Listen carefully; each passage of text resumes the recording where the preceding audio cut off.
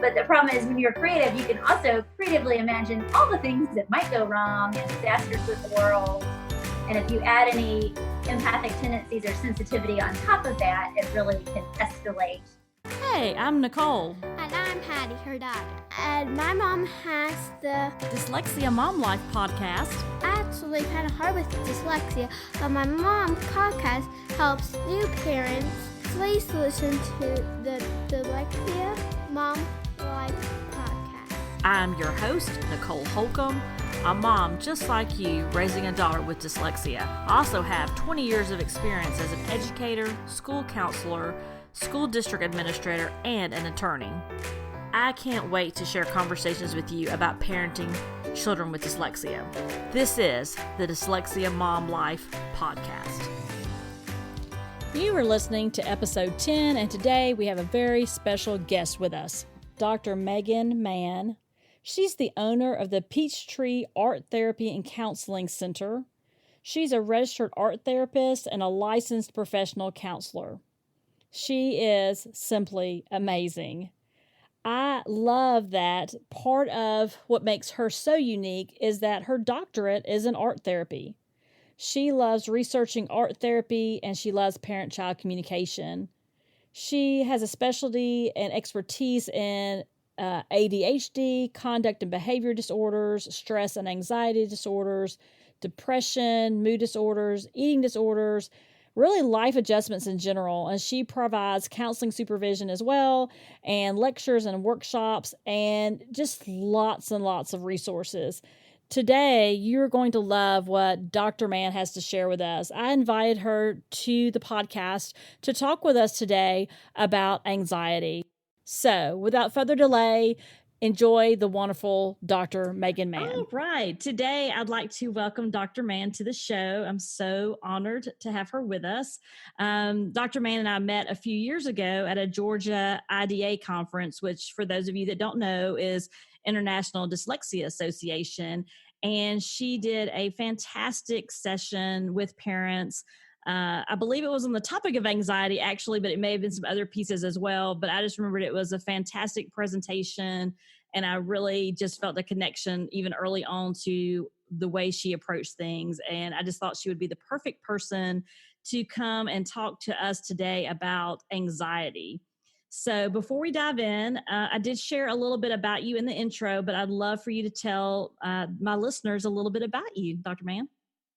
Yes. So dyslexia is a topic very near and dear to my heart, not only as a child therapist, but also as a person. As a child, I had dyslexia, and I went to the skank school here in Atlanta, and it literally saved my life. Like, I remember the feeling of not reading and pretending to read and, being angry at school and scared and frustrated. And the gift of learning to read and realizing dyslexia was not a problem, but in fact, like, really my superpower and the source of a lot of my creative energy and resiliency. So I've just always been very passionate about helping kids deal with the emotional side, especially empowerment. And fast forward many moons later, and I have 3 kids, and right now one just graduated from Skank and one is currently at Skank. So it's genetic, and I think it's actually cool because it's kind of a thing in our family we can share. So to me, dyslexia is such an exciting thing that just sort of brings us all closer together and is really an opportunity to grow and celebrate learning differences rather than looking at it as like a learning disability or something. Excellent. Thank you so much for sharing that. And I noticed too, one of the things I think is unique about your practice, and give a little plug for your practice. What's the name of your practice? Peachtree Art Therapy and Counseling. Awesome. Can you tell the listeners a little bit about the art therapy, because you're unique in the fact that you infuse art and things that kids really, that hands-on component that we know is so important for dyslexics. So can you share a little bit about what that looks like? Yeah. So also as a child, like, art was my therapy. Doing art after school, I was like, art, this is the thing I can do. There's not spelling, there's not reading, and it's creative, and I feel pretty good. So as I got older, I found out about the field of art therapy, which is really integrating art into psychology. And what works so well for children is that they're naturally artistic in that visual language. And it's such a kinesthetic process that in doing art that's more of like a hands-on and exploratory process for really building confidence, but also working in the language of children rather than trying to translate what children are doing into some kind of adult discourse, but really helping them. It helps you join with the child, but also it's fun and it gives them a creative way to sort of process and express their feelings in a like child-centered sort of manner. And I think I've heard you say before too. I mean, you get right in there with them. If you're making slime or you're doing, I mean, you're right there beside them. And so knee deep into whatever it is that y'all are doing together. Oh, my clients are like, wait, is this like a job? Do you get paid to like play with me and make all these? But there's just so much metaphor in the art. And you may think, oh, we're just making slime. But it's like, no, we're taking something and making a toy for yourself. And it's sticky and it's messy. And we cleaned it up and we changed it. It just is so much that metaphor of control and playfulness. It's just even success, even in the small pieces of their life, even when they walk away, you know, they've got a little something that they've made that day. And so it helps them feel even accomplished when they leave, you know, an appointment or leave time spending with you. So I think that would be, you know, very rewarding for the students as well. Yeah, and it creates a visual witness so that, and it also gives them a way to translate to their parents. So, for example, sometimes I might have kids like externalize or make a character out of dyslexia. I remember one little girl many years ago, we made Lexia the character, and we'd talk all about her and what does she need today, and it became a really safe place for her to process that piece of herself and dyslexia in a way that wasn't like learning is a problem, but it was like, oh wow, this is this awesome side of you that's creative and fun. Yeah, that's great. Well, as we talk about art therapy, let's transition a little bit into our topic today, which for many, you know, right now, kind of where we are in July of 2020, but also as we think about children with dyslexia, one of the things I know that we experience a lot, unfortunately, in our household is anxiety and trying to figure out how does that play. I know dyslexia doesn't cause anxiety, but some of the struggles that they go through, that students do sometimes, and children feel anxious. And so I know you talk a good bit about that when I heard your presentation that time. And so could you share a little bit with the listeners about anxiety and how you see that playing in the role of dyslexia? Yeah, so I think that like there's a lot of different emotional processes associated with being dyslexic. And I think on one side of it is a little more the organic, or what I call the dyslexic process, in the way that we synthesize information. Being dyslexic may be slightly different than a non-dyslexic person. So sometimes like attention or memory could be affected, which in turn could make kids feel anxious because they're like, oh, I missed what you said. I didn't catch that. So that can cause the anxiety. But then also just the situation of being dyslexic. This is sort of just the process of being different or having a learning style that isn't always easily met in traditional school is stressful and can make kids really nervous. I mean, I remember my own self as a child. I went home from school every day of second grade about noon because at 1:00 was reading hour. And I think that the fear of reading or not understanding things or missing things or having to ask for extra help can cause a lot more anxiety because you need to learn in a slightly different way and speak up for yourself. And that is inherently anxiety inducing for a lot of kids. So it's sort of this two-way road I think of as emotion and dyslexia, not only the neurocognitive processes, but also just the situation of being a different kind of learner. And kids just don't always want to be different. Like it doesn't feel good and it's not easy to be dyslexic. So that becomes a stressor, I think. Right.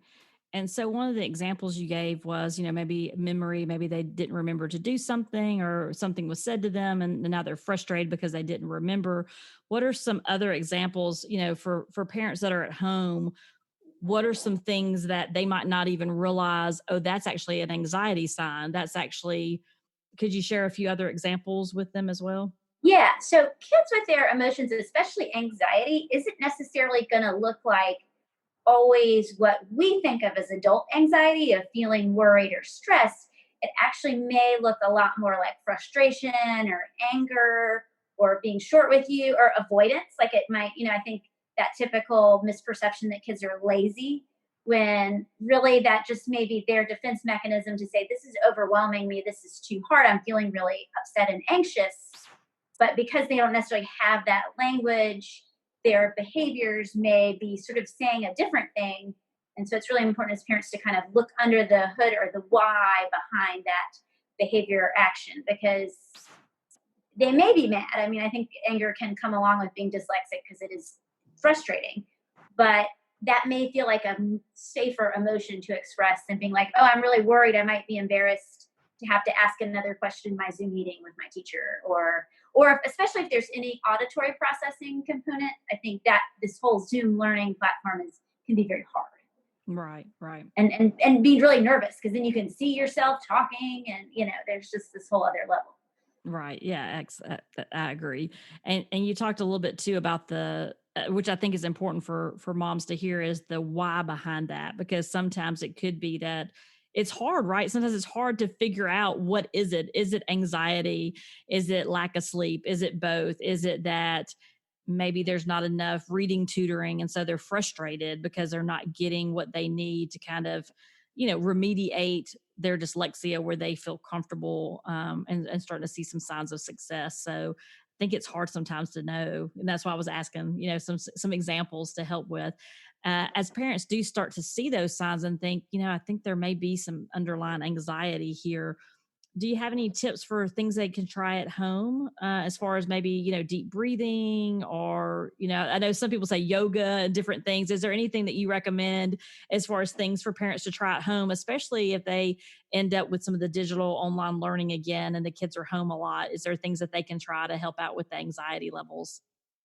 Yeah, because I think that's like kind of this inevitable thing moving forward, this possible back to online, and not only are we as parents not teachers, we're not Orton Gillingham or Wilson trained teachers. So it's this whole other beast. Is even for me as a therapist with dyslexia, I was still like, oh my gosh, online learning.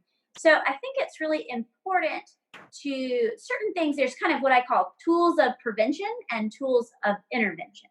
And so you want to think about, what are the strategies that maybe you're using with your child to prevent them from getting overly stressed, like being able to give them a lot of time in the morning, getting all that enough sleep, eating breakfast, I think is an especially like that hangry sort of meltdown that you might see.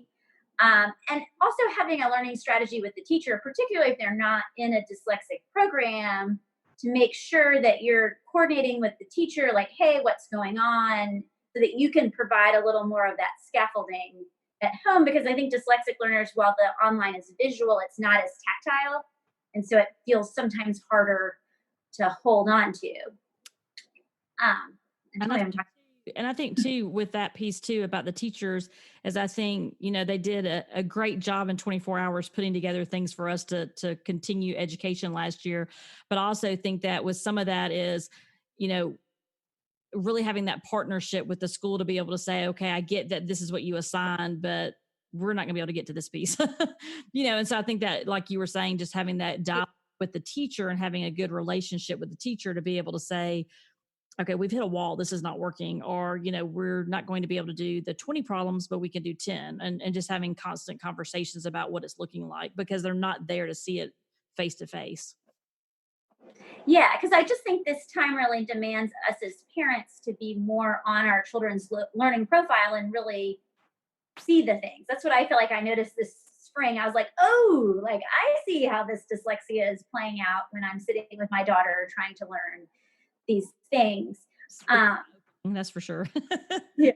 And then the other side also are the tools of intervention. So if you notice your child is starting to panic or freak out, I think that's when it's really important to give them a brain break and realize that the work of learning when you're dyslexic, it's almost like you're running an extra lap in your brain for every regular lap a non-dyslexic child is running. So, I think sometimes as parents we're like, how do you not get this by now? But it's so much more. And so being able to say, hey, let's take a brain break. And really what you want to do when you start to get anxious is because it's such a physiological response, is that you really do. And that is why, like, taking a deep breath, but sometimes kids find that annoying if they're already mad. They're like, I want to take a deep breath. And that's where I think doing things like crossing which I can show you, is midline of your body. But being able to do that is really integrating the hemispheres of your brain and helping kids de-stress. And so even like if you say, okay, let's stop and like do 10 jumping jacks, or like let's do, even that's why that yoga is so good, because it crosses that midline. It kind of helps us recenter and be back feeling calm. A lot of kids also, I find dyslexic and ADHD kids sometimes like something that makes you physiologically calm. So even having like something like lavender, or having maybe one of those weighted beanbag kind of stuffed animals. You can even make one with the sock and put it in your lap. Just some things that are self-soothing so that you can help your kid calm down. I think is really good when it comes to feeling anxious, especially in the school moment. Right. And then I actually think, tell me if I'm over talking, but one of the best things I feel like I do as a therapist is I work with kids to come up with their own tools. So I'll say, okay, I'm noticing that you're getting really anxious. Let's first write down, what do we think are the triggers? Now maybe let's create a character. What does anxiety look like? And then maybe saying, okay, now we've named it. So Dan Siegel calls this name it to tame it. And so kind of helping kids identify what is the worry brain or anxiety, how does that affect them? And so that they can then articulate to you, usually when they're not so anxious, what's a strategy that might work for them. Because breathing in a cognitive way, it totally works. Like if you look at the research, but I find it's very hard to get kids to take a deep breath if you're already level 10. Right. So take a deep breath. So say, okay, well, what are some other things maybe we could do? Okay.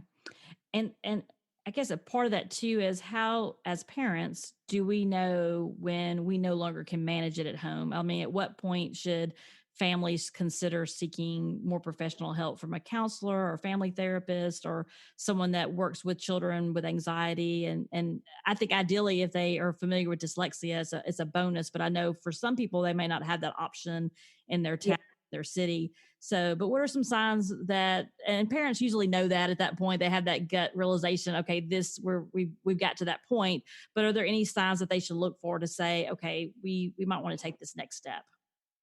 The biggest thing is this stress or worry inhibiting the quality of their life?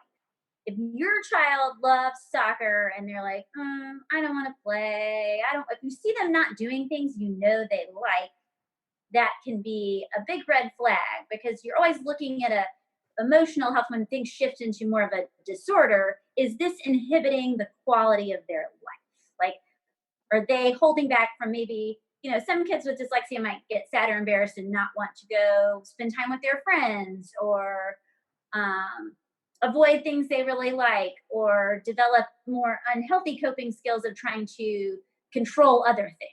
They're like, okay, I can't control my learning, so I'm going to be pickier about food, or I'm not, and especially one of the biggest times we see anxiety pop up is at nighttime, because that's when you're laying there ruminating, thinking about the day. And so just to kind of recognize, and trusting your mom gut or your dad gut is like numero uno. Like you can feel it when your child isn't quite themselves. And quite frankly, a good therapist, if they're like, this is not a big deal, we just need 4 or 5 sessions to learn a few tools, then it's no problem. So I think you don't even need to worry about waiting till it's like enough of a problem. But if you're like, gosh, I really wish my kid could have some more tools, maybe start with finding some books about anxiety, or books that are maybe about what I talk about, emotional literacy, like helping them learn to articulate their feelings. And then if you're getting some of those red flags, eating, sleeping, avoidance, then those are a sign that maybe you want to ask your pediatrician or psychologist or somebody to maybe get a referral for something a little more in-depth. Okay. Let's talk a little bit about sleep. So you talked a little bit for a moment about anxiety and sleep. Do you see that a lot in your practice as far as children with dyslexia? Maybe it's anxiety or not, but just having difficulty sleeping at night? Yeah. So I think it's a couple of things, because it usually comes with anxiety, because anxiety, your brain's like all fired up. Like, what about this? What about this? What about that? Sometimes with depression, you might see kids sleeping more, seeming lethargic. Now, not always, because depression's different in kids. But with anxiety, you see a lot of that trouble falling asleep and kind of trouble unwinding. And I think that's particularly pertinent in kids with dyslexia that are also creative. Don't know that there's totally definitive research, but I think, maybe I'm biased, that dyslexic people, our gift to the world is sometimes our creativity and visual thinking. But the problem is when you're creative, you can also creatively imagine all the things that might go wrong and disasters with the world. And if you add any empathic tendencies or sensitivity on top of that, it really can escalate some of those problems and make it very hard to fall asleep or stay asleep. So it's important to establish kind of a good bedtime routine with those kids. I ask, is there anything you suggest as far as for families that are having trouble, getting their mind to turn off? Is that, I know some people say weighted blankets or try to have a routine, but if those things aren't working, what are some other suggestions, I guess, perhaps? Yeah, so I think use the power of creativity for good and be like, okay, we're going to envision a happy place story. And I want you to put your mind there. Now, if the worry tries to sneak in, this is your happy place bubble. So, like, it could be whatever. For some kids, it might be relaxing, like on a lake. But for other kids, it might be like, oh, you're on a roller coaster and it's really fun. But helping them redirect their active brain into more of like an active meditation. Because I think to think nothing is virtually impossible for these overactive creative kids. So it's kind of like helping them invite a good dream rather than thinking about stressful things. Right. Yeah. Well, I know at our house, there's always, it seems like, with our daughter, she's like, there's just so much going on. I have so many ideas and just, and even sometimes in the morning, I know it's going to be a busy day when we wake up and she says, I have this great idea because I know it's probably, we're going to create a business today. Are we going to create something? Because she's had this really intense thought over the times that she's been sleeping. And just, it just seems like for dyslexic kiddos and I guess adults as well, that there's just so much going on all the time, so much firing up there and thinking, which is amazing. Yeah. But it also is so hard sometimes to get that sleep. And we know how important it is. And I talked to her about that, how important it is for her body and her brain to have that break. Yes. Yeah. And that, I mean, there's just so much great research that shows the importance of getting that sleep and that deep sleep state is really when your brain can kind of flush out all the things. And that's such the dyslexic gift to wake up in the morning and be like, I have an idea for a new business. Like, to me, that's the gift of the creative child is while they're exhausting, it's so fun. Like, that's just such a magic thing. And I was thinking too, as I read some more on this topic as well, is that, for example, when I go to sleep, I want it to be a dark room. I want it to be quiet.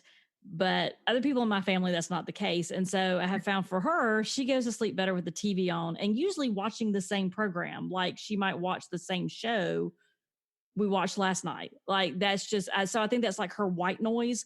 And so I was just wondering, for parents that, it's okay for it to look different, I guess. And it may look different for different kids in your household as far as, it doesn't have to be a warm bath, put your pajamas on, brush your teeth and get in bed. It may just look different for this child and that's okay. Yeah. And I think that's the gift of dyslexia is like, hey, guess what? You've got a child that the standard blueprint of learning is not necessarily going to fit. So in some ways, I think dyslexic parents were more equipped to like deal with changes to the status quo, because we're kind of willing to lean into our different learners. And so also leaning into a different kind of bedroom routine, which is actually funny because I totally think whenever I'm scared or something, I much prefer some sort of movie I've seen 100 times in the background because it almost becomes like a bedtime story where I'm like, oh. Hey. Yeah, right. Exactly. So I thought that was very interesting. And I thought, oh, I'm seeing that here at my house. So yeah. And do what works. Like, Right. I think you went with what you said earlier. You got to go with your parenting gut. Like if you think it's going to work, try it. The other thing that worked for us really well was using essential oils and that's really helped us a lot. Even us adults in our house, that's just kind of calming for us. So. Yeah, and you think, oh, that seems kind of hippy dippy or whatever, but it's actually really amazing because our sensory memory can trigger things. And so a lot of times we're actually conditioning ourselves or kids to be like, oh, lavender, calm, soothing voice. So we're sort of pairing a smell with a behavior to increase it. Right, exactly. You talked a little bit earlier about how anxiety also can kind of be, I guess, I don't know the right word is triggered. So feel free to correct me, but it seems like, and I've talked to many parents about this as well, is that dyslexic children, and I guess you could speak from that from an adult perspective, for some of them, empathy is real intense. And so we're seeing more and more signs of that, especially as we are still in the middle of the pandemic. It's just, I've talked to a couple of parents and they're like, oh, one parent in particular said she had read a lot about it and that there is some signs or some scientific research about empathy for dyslexic kiddos. And so I just didn't know if you had experienced that as well. I haven't read the research on that, but it makes a lot of sense. Like, it wouldn't be surprising if that were the case, only because, again, I think if you look at how, and there's all different kinds of ways of being dyslexic, but I would be willing to bet that your ability to sense and tune emotion in a like more empathic way would often be a naturally occurring personality brain processing pattern for kids with dyslexia. Again, because somebody told me dyslexia is almost like taking highways everywhere to learn. You're like, okay, yep, that's that. So you're like missing the letter, you're thinking more globally and less like the detail oriented. So I think sometimes those global thinkers also tend to be empathetic thinkers too. It's like those kind of kids are like, I don't know, I just know how it feels. Like they kind of get the essence of things a lot, and will have that big feeler, which is again like, especially highly sensitive kids, big feeler is such a gift, but also such a challenge during this time. And it's important to be extra cautious about maybe what they hear, or make sure that to check in with them, because they may borrow other people's anxiety, like worrying about other people's grandparent or worrying about the dog, or, they're the people that notice the world. And so they feel the world. Right. Which also, I mean, once they become adults will be huge advantages, in their world and in their work world, to be able to see and be in tune with people. It seems like right now it causes, as they're young, it's a high level of anxiety for them, trying to figure Also, it out. their little brain to process, because they're like, I know how this feels and I can't quite articulate it. And now I'm kind of overwhelmed with emotion. And again, if you're overwhelmed with emotion, it makes learning harder, but then you're more of an intuitive learner if you can process the emotion. It's just such a multi-layer yin yang kind of thing. Right. Oh, yeah, absolutely. So as we record this show today, it's late July, almost August.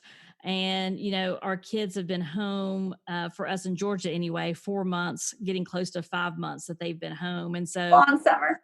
it's been a long summer. And so we're all a little bit stir crazy. That's an understatement, I think. And so, as we see the state of Georgia is making constant decisions about school almost daily, and we see other states in the country following suit as far as how is school going to look. So I know for, our kids, none of us have gone through a pandemic before. So as I think about for our dyslexic learners, as they get ready to go back to school, how do we help at home ease that anxiety and that school stress? So let's take the first layer of it, which is, what about for our kids that are going to go back to school and they are going to have in person? And so now when they go to school, it looks different. It's social distancing. It's, I'm in second grade and I can't hold my best friend's hand. And it's, got to wear a mask all day and my teacher's wearing a shield. And, I sit and think about it, which I probably shouldn't. And it's overwhelming for me. And I'm 48 years old. So I can't imagine, for all of our kids. I mean, even in college, they're having anxiety, but for the younger ones, I guess that's where my heart is, since mine's so young right now. But, I think too, they're cognitively, being able to have a conversation with them about their anxiety looks different than a 16-year-old, and setting things up for them to be successful. So I guess my question is, saying all that is as we look at the one option that some students are returning face to face for instruction, but it looks different than it looked last spring.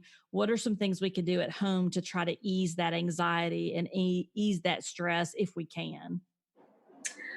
Yeah, I mean, I think some of it is just innately going to be there for all kids, because one of the most anxiety inducing situations sometimes is where things are the same but different. And I think that's kind of how school is going to feel. And I think so many of our dyslexic kids also have about 50% have co-occurring some ADHD or other processing, so that not hugging your, I'm only imagining the number of masks my children are going to lose in this process will be terrible.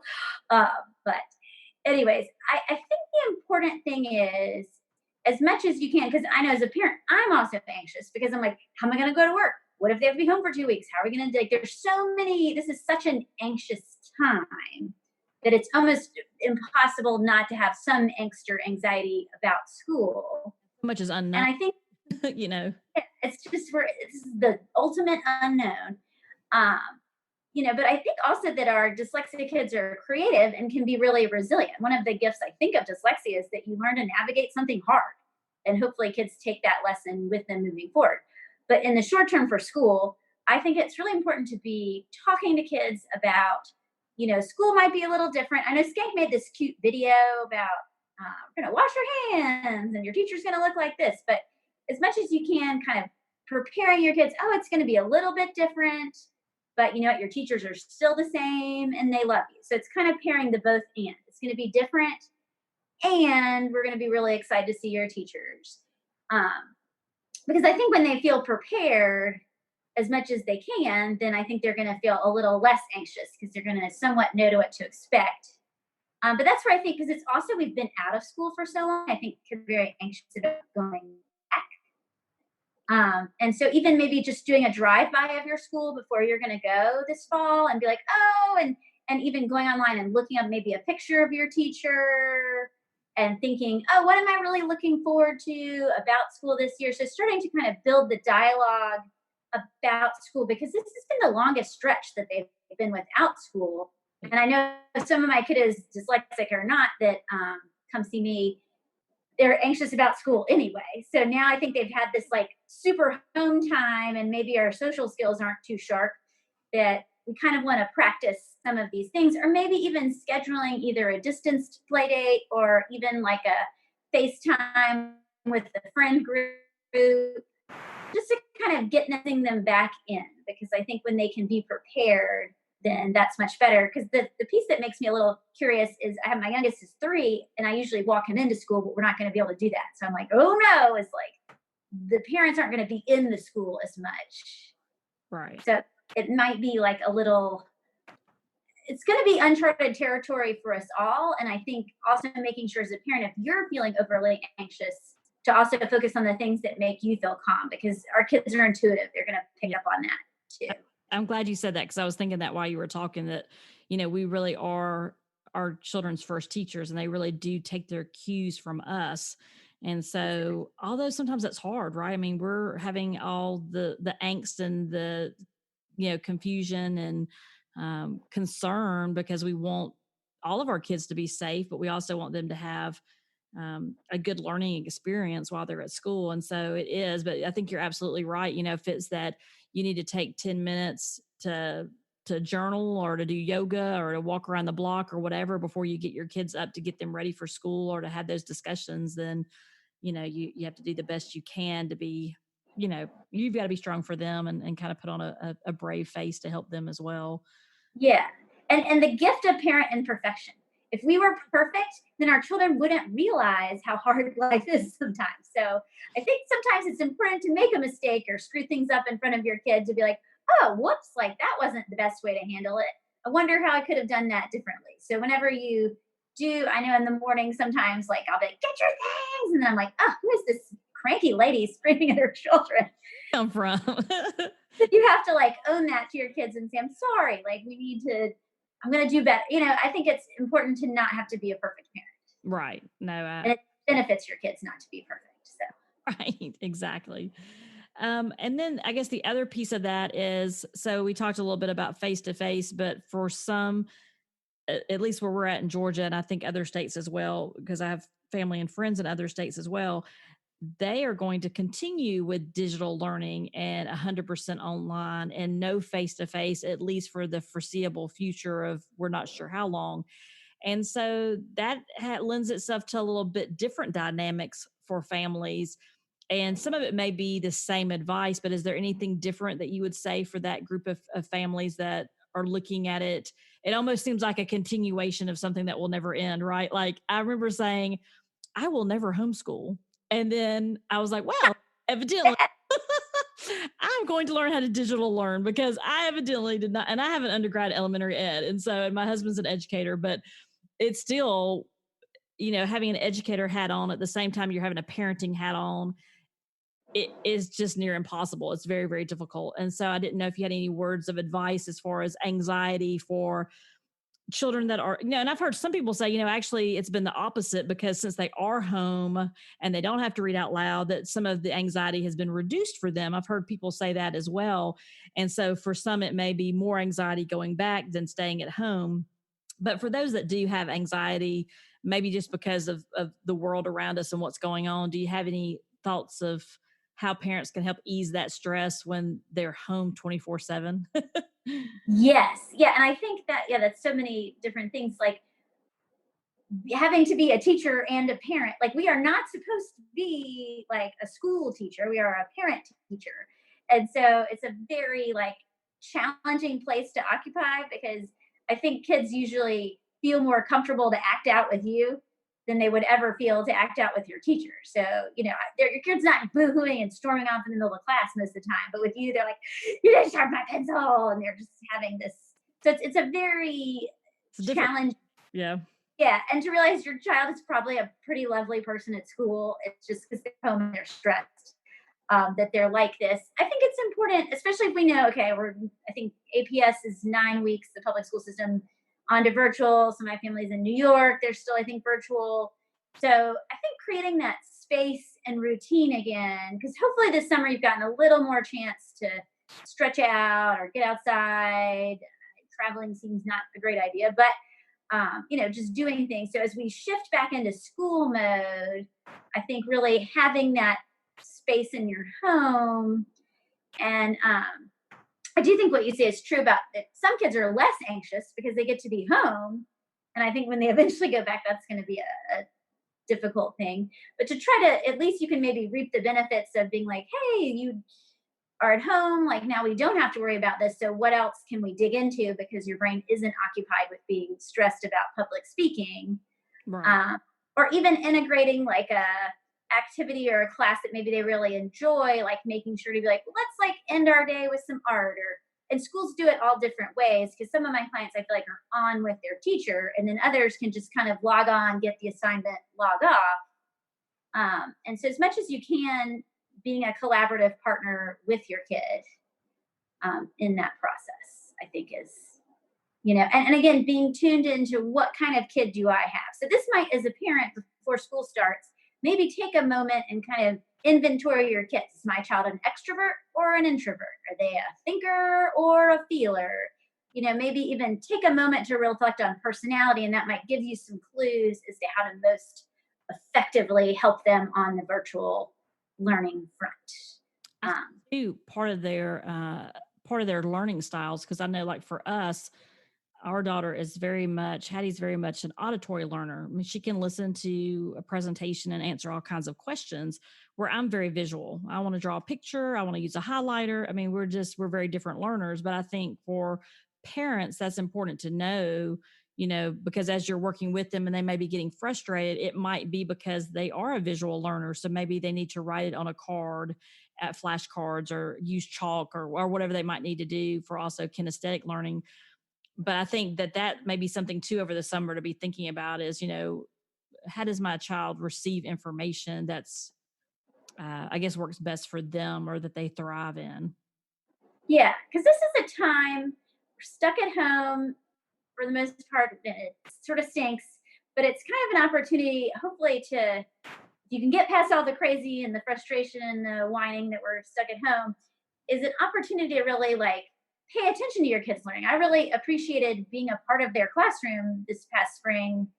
And I was like, oh, wow, like I sort of had forgotten some of these rules and things. So it's an opportunity maybe to appreciate your dyslexic learner and to really see how hard they're working, because being a dyslexic student is hard work. And even when you're remediated, you do have to go the extra mile sometimes to proofread or spell check your work. And so it's a really chance to say, wow, I'm really proud of you. That was a hard day.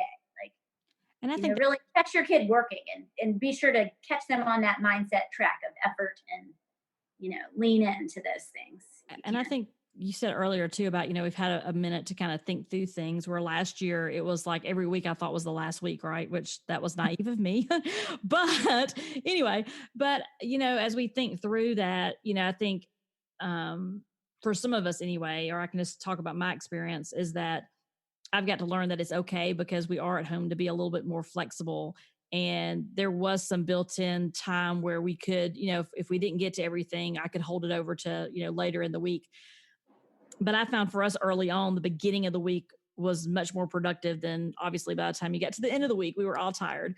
And so I think too, like you were saying, just taking some cues, and maybe they're nonverbal cues. What do they do when they're tired? Is it time to take, it's okay to take a 10-minute break and let them jump rope, or have a snack, or, it may look different, and that's okay. Yes, yeah, it's just such a great, it's kind of a cool experience because we're not active participants in our child's learning, and I'm sure this is like the helicopter parent's dream and the teacher's nightmare for me to be like, I have a question, Miss So and So. Right. You know, Pop in and ask you a question. yeah, and I think as dyslexic parents, like parents of kids with dyslexia, it's like a weird balance because you don't want to be a helicopter, like enabling them, but you do need to be an advocate. And so this is a good opportunity again to kind of figure out where that line is for your child, because I think we are more challenged sometimes as dyslexic parents because our kids are not just going to be able to be like, oh, I just logged on and finished it. They're going to need the extra support. Right. And I think honoring that that's hard as a parent. Right. Absolutely. I know. Yeah, it's kudos to all the moms out there that did both, and dads, because that was just, it was a heavy lift. And so hopefully we've had some time to reflect on things, and we can move forward with what works best for our families. So Yeah. as we kind of near the end of our interview, one of the things I would love to know is, do you have a favorite story you would like to share with us? It can be, something personal, or something from your practice where you really saw someone blossom from, dyslexia. But do you have a favorite story that you like to share with people? Um,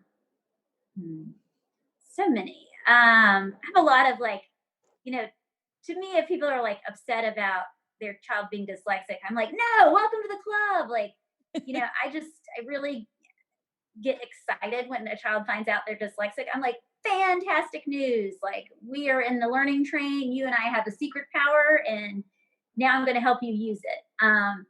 And so for me, like, some of the most magic moments are when I first start working with a child who feels very discouraged about their dyslexia, or maybe feels like they're dumb or stupid, that, after doing some work together, then they leave my office. Either I had one little girl who we wrote this like beautiful poem. We wrote a poem as a group about being dyslexic, and then she just read it in front of a group of parents. This was at the end of one of our camps, and I mean, I just almost teared up because I was like, wow, like, your confidence, and confidence, that's the thing we didn't really mention as much, but is so important. Like, giving these kids confidence and finding their joy to realize that dyslexia is a gift and a challenge, and you can have something that is both of those things, because it's just magic when you see a kid with dyslexia really embrace and thrive, because I think it's possible for all kids with dyslexia. Yeah, and I think sometimes it's just a relief to know why. Yeah. Because I know when Hattie was diagnosed in first grade, when she was first identified, I remember we had a couple of books that we read with her, and one in particular that we read with her. And it was so sweet because she asked, can I take the book? It was like not show and tell, but they were doing something at school anyway. And she asked, could she take her book with her? And so I reached out to her teacher, and she said, absolutely. And she actually shared the book about dyslexia with her first grade students, with her her little friends. And they were just like, the teachers were just in awe. They were like, this is so amazing. And the kids were able to ask questions, and she tried to answer them as best she could. But she was really relieved to know what it was and what it meant. And we talked about, what would be next as far as, maybe looking for a school and whatnot. And she's like, I think this is a good opportunity for me. to look for, and I was just like, wow. I mean, because she at that point, she's like 7, and I was like, okay, and just it was, I'm not going to say there weren't hard days because there have been and there will be, but it was amazing to see that little light that, oh wow, this is not a bad thing. This is just my brain works differently, and that's okay. So yeah, and I just think that's the most important thing for parents and kids to know. Like this is hard news, but it's certainly not bad news. Like, and in my opinion, I'm personally biased. I think it's good news. Like, I just feel like dyslexia helped me do so many things that I do in my life now that I don't know if I were not dyslexic or had not recognized that side of myself, would I be doing? Like, would I have the courage to start my own business? Would I have the courage to, someone told my parents I'd be like bagging groceries. Someone would be like, here's my doctorate, sucker. So I just think, like, don't underestimate what your child can do. It's right. awesome stuff. Absolutely. So, all right, my last question is this. Get on my thoughts. Bring it. Okay. What's the best advice you've ever received as a mom? That's a good question. Some of the best advice I've received actually as a mom has come from many of the parents of my clients, especially when I was like first having kids. I think it really humbles you to be a parent. It's like when you're a teacher or you do therapy, I'm like, oh, I know kids. I'm going to be really good at this. And then I'm like, exactly. Oh my. It's the hardest job ever. Yeah. I think it's just the best advice really just to like enjoy those small moments with your kids, because it's such a quick, just flies by. So you have really, this is just like a chapter in your life. Parent is just one part of this big adventure. And so I think it's just really trying to like embrace these small moments and like get to celebrate your child's achievements. Because I think that's like the best part about being a therapist is I get to be like, you beat the like sneaky sleep monster. You like told your ADHD you were going to do this today. It's so fun. And I feel like I always have to remember to like take that home with me and find what are those great moments and find that work-life balance, which once again will be a challenging adventure this fall, I'm sure. Yes. Figuring out how to integrate that and prioritize that is going to be quite an adventure. Thank you so much for spending time with us today. It's been delightful. I always enjoy talking to you, and you have so much great advice. So we may have to do this again sometime. Anytime. Where can people go to learn more about you and your amazing practice? So you can go to www.peachtreearttherapy.com. And we really specialize in treating kids, teens, and families with a wide range of issues.